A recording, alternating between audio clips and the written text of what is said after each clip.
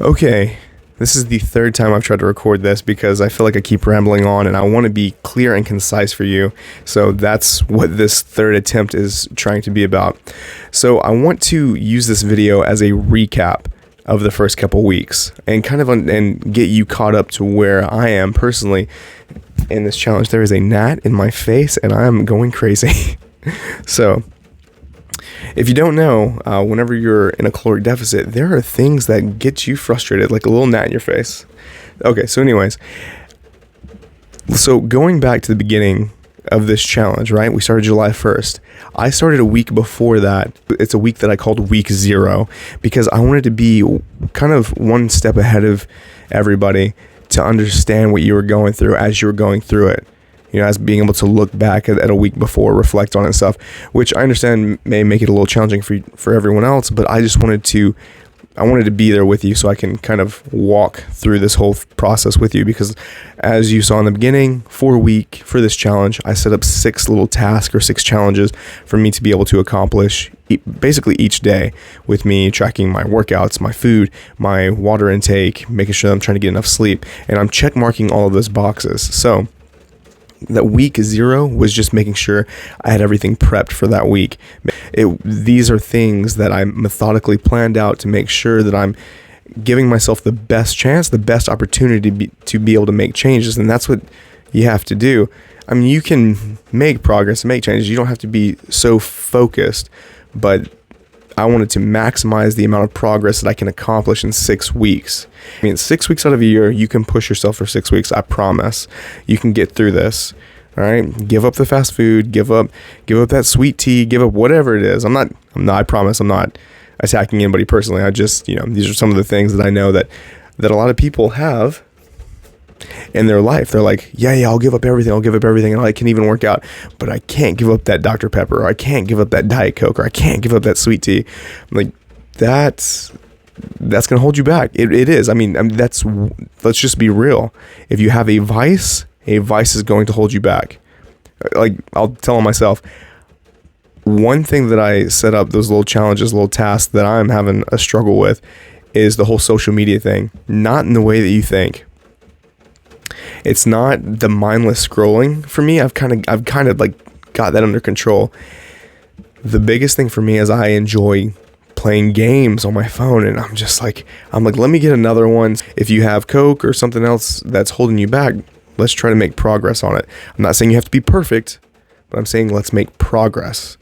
All right, and with having only 6 weeks, you kind of got to make hard progress pretty quick. And we're clean eating, as they would call it. We're fresh veggies, fresh fruits, lean meats like chicken, shrimp. And so anyways, week 1, got to the end of week 1, and my body was going through hormone fluctuations because I was just agitated. There was like little things that would just freak me out, like the gnat in the beginning, but worse. But as you saw in the YouTube video, if you are keeping up with it, it didn't go without reward, right? Because I actually made progress, and so that was obviously satisfying. I was happy. I'm like, okay, yay, the things that I'm doing, the things I'm setting up in place, the hurdles that I'm jumping over are I'm actually being rewarded for it, by losing the weight that I wanted to, because I have a set amount of weight that I'm trying to lose also, because I'm prepping for a half marathon. And so anyway, so Saturday went, thank goodness, because like I said, I was frustrated. And then this last week, the second week, things seem to get a little bit easier. My hormones start to balance back out, because, you're like this whenever you're changing your lifestyle. But now that we're like, don't give in, stay consistent, your body starts to like, okay, so this is going to be the way that it's going to be from now on. And the longer you do it, the more stable your hormones and your body's going to respond.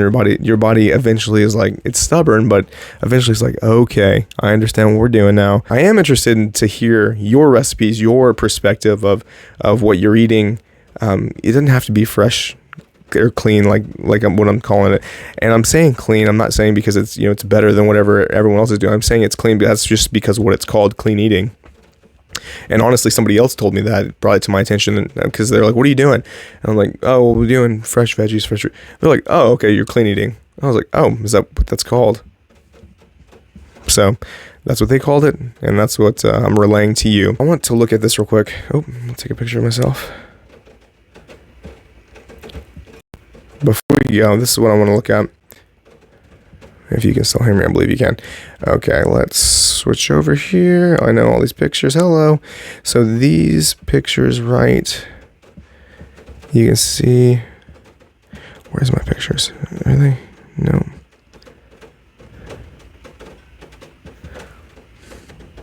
Okay, let's look at this.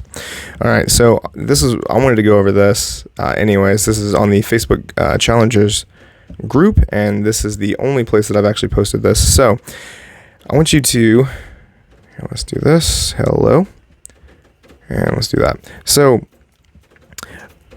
okay, so this is literally 2 weeks. I'm not playing, with everybody, but I feel like a big part of the thing that you see going on is, keep in mind that we've been clean eating, which means that our carb intake has been basically limited to pretty much fruits and veggies. We have done some bread, some saltine crackers, some things like that, but we're also keeping very well track of that.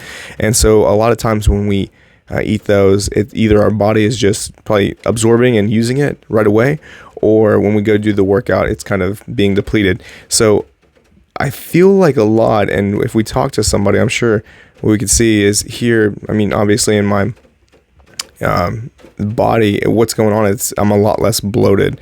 And so I think this is mainly because the carb intake has been fine-tuned, and I'm actually utilizing all of my carbs, so I'm holding on to a lot less water. Some of this is actual body fat that has been lost, and some of this is actually weight that's been lost. And so, but if you actually, we can zoom. Oh, here we go. If we actually zoom up on our face, there you can kind of see that my face has actually I'm going to say quote unquote swollen. The swollenness has definitely gone down, and my entire body is, less inflamed, as I think some people would even argue. And this, I'd like to get everyone, I'd like to take a poll and see what everybody thinks, but I have lost 10 pounds from this, and that's a pretty substantial amount for 2 weeks. I typically like to keep it around 2 pounds. That way hormones don't fluctuate too much. But again, this was a lot of glycogen depletion or carbs, which is going to be held in your muscles. And once your body depletes that, then all that water weight's going to be gone for the most part. And then you'll kind of see what's going on underneath that.